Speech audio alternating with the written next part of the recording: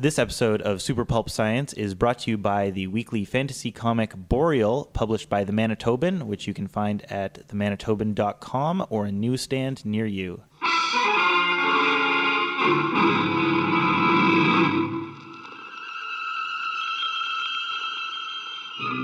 Attention, citizens! It's time for Super Pulp Science! Hello, this is Super Pulp Science, where we talk about how genre gets made. We have a full house today, actually. We have Samantha Biko. Hi. Writer and editor and all-around great person. That's right. Started off with a compliment. We have Scott Ford. Hello. Writer and illustrator and all-around great person. Thank you. And we have Justin Curry. He's fine. Writer and No illustrator descriptor. and all-around studio collaborator. He's making Lego right now. He's very distracted. Yeah. I hope that the mics can pick up this good Lego Foley Yeah. that we've got going on here. Could just tilt the mic. Super Lego Pulp. That's what you all tuned in for, right? Yeah. Well, they might have tuned in for us talking about how we make things. And one of the things, some of you might remember Scott's name from a previous episode we did about Ark Land, where you were just finishing. You were on the home stretch, That's sliding right. into madness, wondering how you could possibly meet the deadline. And yet here we have your completed volume. How many pages is this? 264. Full color pages, a done-in-one story, humble Yes. fantasy, Ark Land. How does Yeah. it feel? It feels amazing, honestly. This is the hugest project I've ever undertaken, comics or otherwise.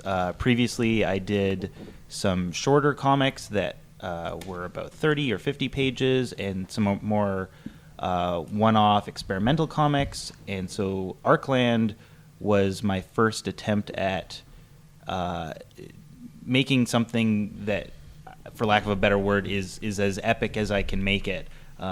It's not traditionally an epic story, but if my other comics were like sort of, you could compare them to short TV episodes, I wanted to make something that was like a feature-length film in comic form, that was just a huge book, not broken up into separate issues, has lots of different characters, lots of different colorful environments, robots, crazy creatures, things like that. A full world to explore. Yeah, I wanted to make this colorful, whimsical universe that people could step into for however long. I recently watched The Dark Crystal again, for me probably like the 100th time, but with my kids for the second or third time, and I was marveling at a comparison to Ark Land here, the way in which so much of that film is about just wandering through this crazy world. Yeah. And they don't like sort of draw attention to the fact that there's this big ruin here or these weird creatures. You just are like, whoa, what a cool place. Yeah, that's Ark my Land favorite. feels like that, right? There's all these cool things happening in and around it along the journey that are like surprising. And Thank you.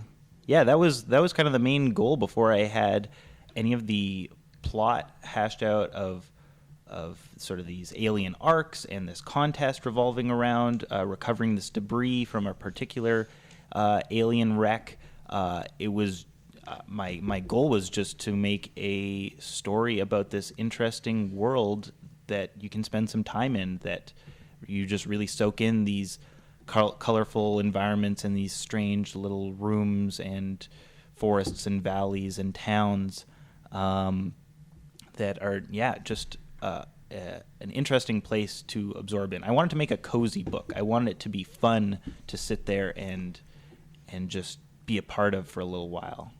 Now, conventional wisdom, and this is where we're going to bring both Justin and Sam in onto the conversation. Conventional wisdom when you're pitching a book is you kind of need a one-page breakdown of Yes. what it's about, and then maybe a couple of pages to show all the beats. Be brilliant, be brief, be gone. That's right, yes. Now, you managed to be brilliant. Not brief. But not brief. Not brief. Why don't you guys tell the story? Why don't Sam and Scott tell the story of this other thing I'm holding? Sure. So the other thing that he's holding, because this is not a visual medium, is Yes. the pitch package that Scott prepared. So this was back in September of 2015, 2014? was it 2014? Okay. Yeah, that sounds about right. Yes. But basically, where this kind of started was that you had come to C4, Yes. which is Winnipeg's comic convention, and this was back in the day when it was separated on 2 different floors. So the artists got, you could get a little cozier with the artists, and you already had concept art of Ark Land on the table, and the book was nowhere near. Yes. Still 4 years away. Yeah, you were just conceptualizing it at that point, and I was like, wow, look at these colorful environments, and you had prints of it, and you had little business cards, and I was like, what's this project? Is it coming soon? I'm going to interject and make Justin talk about that moment, because we were standing at that while you were doing your setup. Do you remember that? No. He was putting all those I wanna colorful hear this. poster environments up for Ark Land, and we saw the logo treatment that he had up, and I Yeah. can just remember being like, I thought he just finished this other book. What's he doing? He's already got another one? What is happening? Like, no, that's it. We felt threatened. We felt threatened? That would Is have been right after Romulus and Remus issue 2. Issue Yes. 2. So Yes. you were He was forward just- thinking. Before Giant's Well, before my experimental comic, yeah. And the reason I bring this up is because a lot of people who respond to the podcast when we're at shows talk about wanting to know more and more about when do I start promoting the work. You hadn't Yeah. even really finished what the idea was, and you're already promoting. Yeah, and I have mixed feelings about that because, I mean, the reception to even just the concept art for this book, before I even had any plot or characters, was really great. People were really excited about these environments that I was illustrating. But it's funny because when I started just in my notebook jotting down details about this sci-fi fantasy project I was thinking of, I told myself, okay, I'm not even going to tell people about this till it's like done or 90% done. And obviously that did not happen because I was too excited. And also I had these finished prints of maybe half a dozen environment illustrations for this book that I realized, I could probably make prints of this and sell prints of this while I'm working on the book and get people excited. And at that time I just wanted to share it. I didn't even think about it as early promotion. I just had done this work and I was really happy with it and I was really excited about it, and I just wanted people to see it, whether or not people bought it or not. This is the most fantastic story I've ever heard. And every word of it's true, too. That's the fantastic part of it. Going back to like comparing comics to movies, which I really like to do because we often compare like some of our books to Pixar shorts. Is kind of Cassie and Tonk I always think of as like a Pixar short. It's very short, concise, to the point, and then you're done. Like a little more bite size. And then kind of like what you're doing, if you think of any big like motion picture, they release stills, like production shots along the way, and then eventually a bit of a teaser, which kind of is what the pitch booklet is. Yeah, kind of. Almost. And And then that good segue back Yeah. around to the digression I took us on. Yes, because and it's really great. Like, I like how you were like, I have mixed feelings, but I mean, if you're excited about something, like, that's what people really like to see too. And then they know that you're going to, because you're so excited about it, that you're going to actually finish Yeah. it, and then they have something to look forward to. I think that was also a big motivator was, okay, I'm revealing this to people so as you have to do it so now. I have to finish Yeah. now, which I'm always hesitant to do because priorities change, and I've definitely promoted illustrations in the past that were concept art for projects that I still haven't finished, and maybe I'll get around to them eventually. But I'm always hesitant to promise something that maybe I'll lose interest in. But I was just so dang excited. I mean, and it showed. It definitely showed. And at the time, I was working for a publishing company called Cheesine Publications, and in 2015 they were going to launch their graphic novel imprint, Chi Graphic. And so because I was just getting into the local Comic-Con, and I was getting more familiarized with what everyone was doing, I was like, yeah, this is something that's totally awesome. And I was just like, do you have like a pitch document or something that I can read? Yeah. And you were like, do I ever? Yeah, and I said yes, but it's like 60 pages long that I mostly made for myself, for myself and for friends to look at and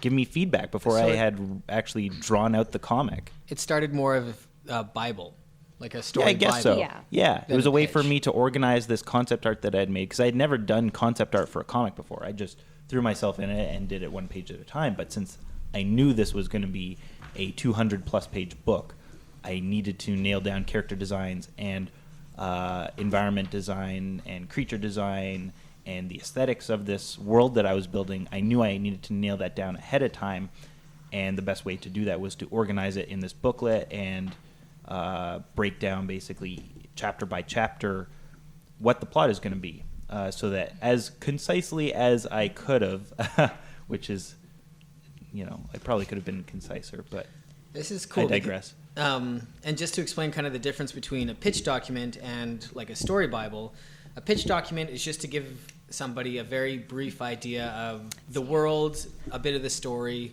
and the feel of it, but it's just supposed to give you like a glimpse. Whereas a story Bible is something that, like, if you were to drop dead tomorrow, I could take this book and I feel like I could do something like accurate to. It's too Ark late. Land. I'm still alive, and I You're already still made alive, it. but, Yeah. So like, basically, it's- now you know what Justin is after Yeah. in the future. Now I know. Okay, but what this also does, this book that he has is, you said, how many pages is it? 60 some odd. some pages. It's Mostly pictures. The rules of the world. pictures, illustration, rules of the world, backstory, Flora, fauna. Yeah. It's like an ecology almost Yeah. of the whole story. This is the kind of thing that you would give to a showrunner or a movie producer or a publisher and say, okay, you're interested in producing another line of stories within the world of Ark Land? Yeah. Everything has to point at this, right? For us So even that I to- could be kind of hands off and That's they right. could take it from there. Right? Anyone who drew their inspiration just from this book would at least be in the same realm as you. Yes. And these things are becoming increasingly important as IP increases in value, as we become a media, a monstrous consumer of media as a culture. These things have more importance. So you accidentally created actually what now in most people's so usually you make your book, it comes out, and then a producer might come to you and say, hey, can you put a series Bible Right. together for me? Well, But he already I did seem, You it. to have do, it. I seem to do that a lot. I accidentally make things that I didn't know other people make, and people come to me and said, oh, you did this cool or this really sort of modern professional thing. And I said, oh, I just did what felt natural or that was most useful to me. I didn't realize this was like an industry standard or some weird trick or something. I just did what I felt was most useful to my production.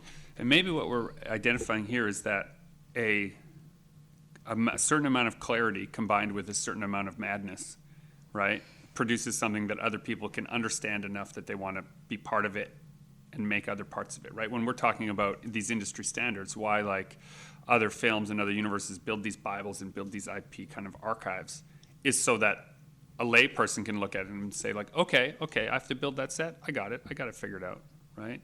But if you're in the process of constructing worlds anyway and trying to be kind of reach for that clarity. Yeah. Yeah, gonna and I mean get also there. from a publishing standpoint, from the point where I was coming from Chi Graphic, they were kind of looking for graphic novels that were already complete that they could just do the copy proof edit on and kind of send to production. And Little did they know 4 years later. little did they know. However, seeing this story Bible basically solidified in my mind that you had a strong concept, strong world building, and I could rely on you to finish it. Like that. You also had finished other books. And you had also Yeah. finished other books, but just see, like, this is so different from Romulus and Remus. Yeah, and that it's- was my goal from the beginning, was to make something very different in style and in length and world building. Yeah, and it just, I was immediately like, yep, we have to buy it. We're buying this right now. And I remember Well, thanks. no worries. I couldn't have done it without you, literally. Well, yeah, it was kind of interesting Literally? because wow. Publishing is funny. Yeah, the publishers, they were just kind of diving into graphic fiction and they didn't really know what to be looking for. And so I was just like, this is what you're looking for. And they were like, well, and I was like, this is what you're looking for. SMBCO Tastemaker. Well, and then, like you said, so from this 60-page, Yeah, and I hope they've been happy Summary. with it, because it seems to have been one of their most successful books in the last year or so. yes, so this is they're into the second printing now. Yes. Right? Yeah. They reprinted it. My understanding was that they reprinted it before even the pre-orders were filled. Wow. back in June or July, I think. And the book came out in May? In June. Yeah, in June. Okay. Yeah. It's a good sign. But yeah, that is a really good sign. And you also had your own copies that you purchased. Yes. Because you've been kind of hitting the gas on doing more comic conventions this year with the launch of this book. And how many copies do you have left? So I have 10 or 14 left, somewhere in that ballpark. So none. Yeah. Yeah, because I've seen you at shows, because we've done a bunch of shows I saw like, that post together. with the boxes. And Yeah. Yeah. Yeah, from your parents' storage. Yes, From yes. it Thank being you, Mom. Thank you, packed to the Dad. ceiling, and now there's just one box in that lonely Yeah, concrete. crazy. I had no idea that it would sell that well. I'm super fortunate, and I'm super thankful to anyone who's bought it or just been interested in it. It's been crazy. It's been my fastest selling product of any kind, illustration, comics, or anything. Yeah, it's been awesome. It's been really. It still feels kind of dreamlike that like I came up with this crazy idea to do this really long, ambitious project, and that I actually finished it, and that it turned out pretty close to how I initially imagined it, and that people really like it too. Visions are worth fighting for. Why spend your life making someone else's dreams? Can we come back around to you gave a shout out to Mom and Dad at the storage facility? Yes. Right? Yes. Let's talk practically. It took you 4 years to make it. Yes. Let's give you some time here to give a shout out to all the things along the way that made it possible to do that. I think some people think, I can't make a book, I can't write a book, I can't draw a comic, right? Because I could only do it a little bit at a time. Yes. Right. Well, if I'm being completely honest, I took a year off. I took 2017 off, basically. I quit my previous job at a restaurant in early 2017 because I had some smaller commissions lined up, but then I also had this contract for Ark Land that I needed to finish, and so I felt like the stars were aligning that, okay, I feel like I can afford to take a year off and put the pedal to the metal and really finish this book. The majority of the book itself I produced in 2017 and took a year off to do so, but prior to that, between 2014 and 2017, I was slowly writing it, conceptualizing, doing concept art, and really fleshing out the world and character development of Ark Land. And figuring out your process too, right? Because it was a new process than my previous books. I had never hand inked a comic before. This was a new digital style that I was kind of researching from, drawing inspiration from other illustrators and animators and comic creators that emphasized sort of dynamic lighting a lot more than my previous books that were a lot more sort of just solid black shadows, very Mike Mignola inspired, into something that I felt more like my own style. Justin, you've got a style. How did it happen? Your style's evolved, though. I've definitely noticed that. Oh, dig into that. Tell us more of what you've seen. Oh, well, I don't know if I can be specific, but yeah, everyone. It's really interesting to watch people's style evolve, but then still see that weird little sort of nucleus or whatever you want to call it that holds it all together. That your artwork from 10 years ago compared to now looks different and is likely improved, but that you still have those certain sensibilities that are very attached to the kind of art that you make. The core of it is still the same somehow. It's this weird DNA. Well, 'cause it is you, right? Yeah, and I think that's something that you can never change. I mean, I guess you can try really hard to change that, but if you're still operating in a semi-natural way, you're still creating art in a pretty natural way that it's still kind of relates to each other. I've always thought style, kind of like that, the saying about your personality is a makeup of the 10 people you hang out with, or whatever kind of thing. Especially like early on, I felt like my style kind of derived from like the 10 the 10 big artists that I really aspired to be like. Yeah. But those 10 artists are always kind of rotating, or just the type, Yeah. the style of art that I'm into is always kind of rotating. Yeah, absolutely. And I can relate to that. Yeah. So I think it just, you're always grabbing from the world, and as long as you're always kind of looking at new things and appreciating new things, you'll grow as well. I hate that idea that like you should work in a vacuum or you should try to just be you. I don't think that's possible. I don't think it works. It Yeah. doesn't work well for me anyways. I mean, we all, as artists, we all kind of work in a vacuum because a lot of us make work in isolation, in our homes or in our studios, and then put it out into the world. But you're never really in a vacuum. You're looking up, drawing references online. You're browsing Instagram or wherever to draw inspiration from, or looking at new books or watching new shows or things like that. Yeah, I think it'd be very difficult to actually make art entirely isolated.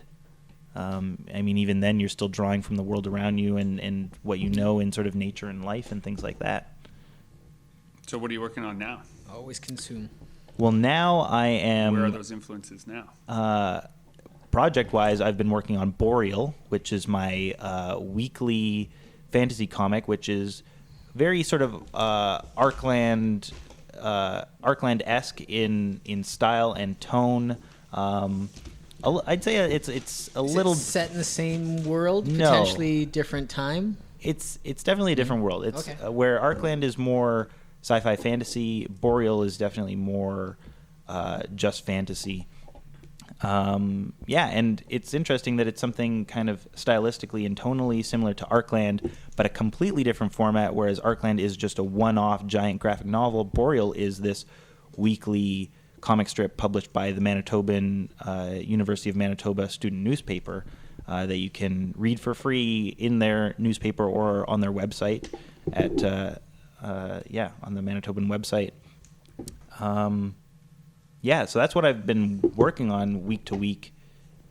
Is this fantasy comic that that's been really fun and really different from what I'm used to. I'm not used to working on a weekly thing. I'm used to conjuring up these giant stories that I spend a million years working on and that I put out as a single book. And this one is a race week to week, right? Yeah, and so I look at it as an experiment. I try to make something of quality every week, and I try to it's an overarching story, so that it's a separate conflict every week, or a separate sort of slice of this world every week, but it's all this single journey of this one character, this young woman Naoma, going through this snowy forest and fending off monsters as she goes. Trying to reach her village and her family, it's an experimental format for me because I'm not used to making something on a weekly basis. And eventually, you're going to be able to release this as a book. Correct. Right? Yes. Yeah. So I formatted this. It's in these sort of long vertical strips that each entry of Boreal can be divided up pretty cleanly into a 2-page spread that I will, hopefully release as a finished book when it's all done, when it all wraps up in May of 2019. So the nuts and bolts of this, what size are you making these files at? So that you can print them small as a comic strip and big as a... These are like 600 DPI files, so they are big enough to be, and sized to be a traditional comic, modern comic page format, which was just sort of an automatic approach that rather than adding too many complications to it, I'll just make it sized to fit a traditional comic format, but also if I maybe have the opportunity to pitch it to another publisher, that size is maybe more agreeable to the rest of their books if it's in a traditional comic size. Just out but of who knows? curiosity, with like a strip like this in a newspaper, does a newspaper have any rights or own any part of Boreal? Is 100% yours? They do sort of within a limited time. The Manitoban. So Boreal does not exist. The comic strips, the individual strips of Boreal, don't exist on my website. They're on the Manitoban's website. They've been great to agree that once the full series has finished up, that I'll be able to reproduce it as long as I sort of credit the Manitoban as being the original source of publication. As mankind totters before a thing that multiplies faster than it can be killed. You have a question? Oh, Dan's got a question. What I love about this is you've kind of taken into account not only you doing a weekly format and like making a new comic every week, but you're also taking into account the fact that people may not read this in order, or they may not read it every week. You have a really cool little recap in just very simple symbols on the side. I love that. That was part of I was saying that this is kind of an experiment. It's a weekly comic that also has an overarching story. It's not just sort of a typical, what you would think of being a newspaper comic strip, just sort of maybe like a one and done joke or something like that. I've got these little hints at in the top corner of every strip. It's got a previously on, which is supposed to be kind of overly simplistic and kind of humorously obscure, that it's just got these 6 little icons of the main story beats that happened in the last issue that you would probably struggle to decipher. But at the very least, it hints at there was something that happened, something of significance that happened last week, or even just simply that there was something last week that you can go back and catch up on to fill you in on the story. And at the end of every strip, there's a to be continued to let you know that there was something before this and there will be something after this. Every week.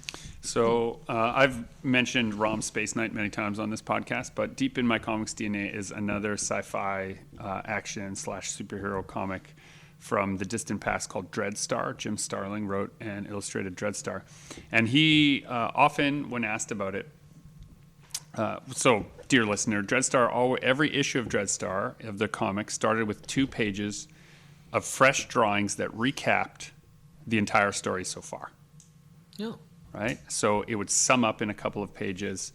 Wow. Now, what's amazing is if you read the collections of Dreadstar, they left those in, right? So you're reading a collection that requires you to have no summation. That's funny. It's like when you get a box set of a TV show, and each, and it's playing all the episodes one after the other, but each episode still has a previously on. Yeah, previously on. I just watched this. Right. So this notion that the reason is that every comic is potentially somebody's first comic. Yes. Right? And you want to give them as complete an experience as is possible, given, the time and the space. And I repeat dialogue in a lot of strips. I try to repeat Naoma's motivation for going through this forest and the sort of the endless maze-like nature of this forest and the existence of these sort of menacing beasts that are plaguing this forest. I try to reiterate that every strip, and so in the final format, I'm probably going to do a lot of rewrites to make it work in a more complete format and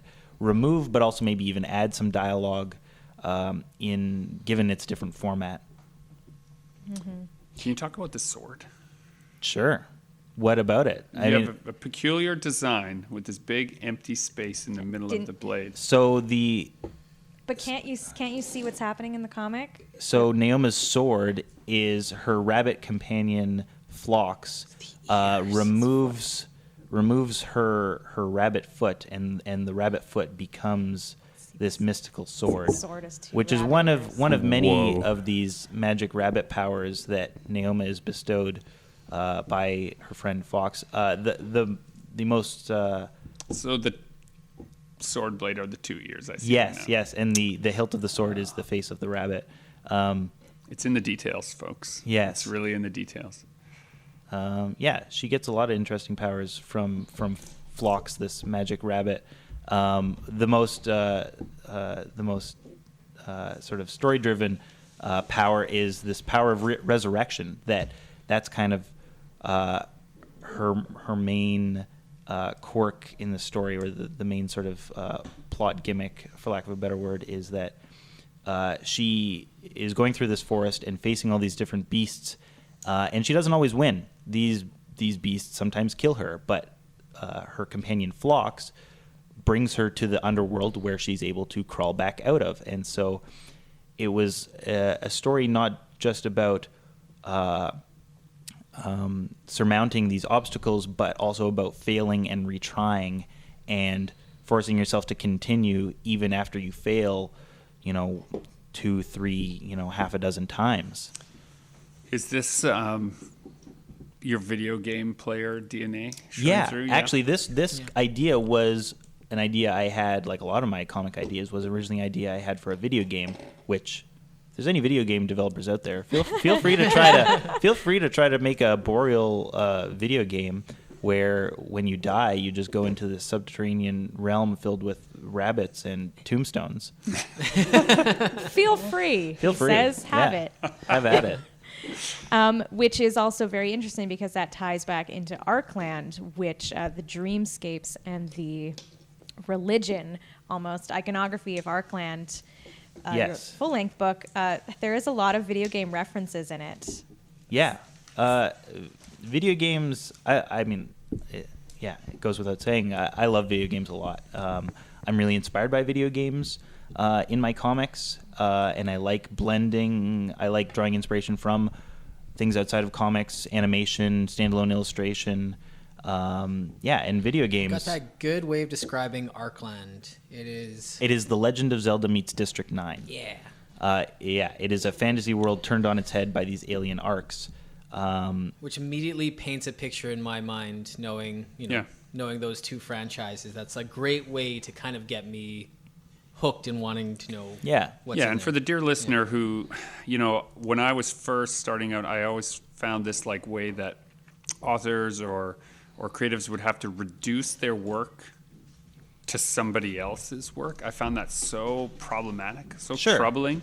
But now I realize that its real strength is just you're talking to the audience, right? When you're talking to other creators and you're sitting down, heart to hearting about what your story's really about, you dig down into the deep stuff. But when you're just trying to get someone to get the flavor, it's really important that you can boil your story in a down single sentence. And I can see the pros and cons of that, but it's fun when you're able to say something like The Legend of Zelda meets District 9, because every time I say that to someone for the first time, they're caught off guard by how strange that combination seems. Which, you know what, if I'm being perfectly honest, that kind of just boils down to something like Star Wars, which I'm okay with. There's also a lot of Star Wars in Ark Land. Earlier I said I didn't want to call it an epic because I really wanted to make a book that is a big sci-fi fantasy adventure, but it's also just kind of a slice of life. At the end of the day, it's just kind of like, wasn't that a weird, crazy week we had? Let's all go back to doing whatever it is we do. Life goes on. I'll bet my badge right now. We haven't seen the last of those weirdies. Is there more Ark Land in your future? A lot of people have asked me that, and I have no plans for an Ark sequel. Ark Land sequel. Do I have a title now? Ark Wall. Okay, and if you were to do a sequel, would you do a direct sequel or just another story set in the same world? Because you have this great world all established. You could do some other It might be like a combination of the two, but I'm already getting ahead of myself because I planned Ark Land, which is why it's 264 pages, that I didn't want it broken up into separate issues. I wanted to make something that was the whole story all at once. And again, comparing it to something like District 9, there's a lot of people that out there, you still find it on the internet, that people are saying, when's District 10 coming out, or whatever it would be called. And that kind of wasn't the point of that movie, and that's kind of the same point that I wanted to have with Ark Land, is it leaves a lot of mysteries hanging, and you're supposed to kind of just accept that and let that be okay. So yes, I could continue the world and build on it, but I would need to be careful about what I want to answer and what I would want to leave mysterious. Let me be a ruthless capitalist for a second now, though. Let's take all of our artist hats off, and let's just be like, hey, you want to be a full-time artist? Yes. Why don't you sell more of what's selling? Like Ark Land, people liked it. Why not give them more of what they're asking for? That's not what I prioritize. I guess it's almost like you have this thing called integrity. Is that what it's called? You have to whisper it in this studio. Integrity. You're supposed to leave that by the door. Yeah. Well, after like a pile of discarded jackets.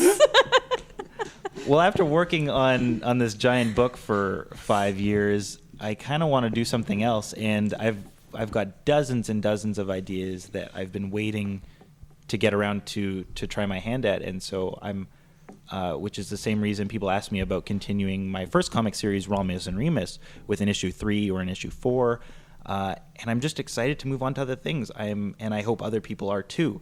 Yeah, I'm constantly pivoting into other projects, other genres, other things, and I'm often asked. The reason I asked you so like vehemently is because I get asked this constantly, like, when is the next this coming out? Yeah. And I was like, no, you have it already. You're holding it, right? It was a complete story in one volume. That was sort of the point.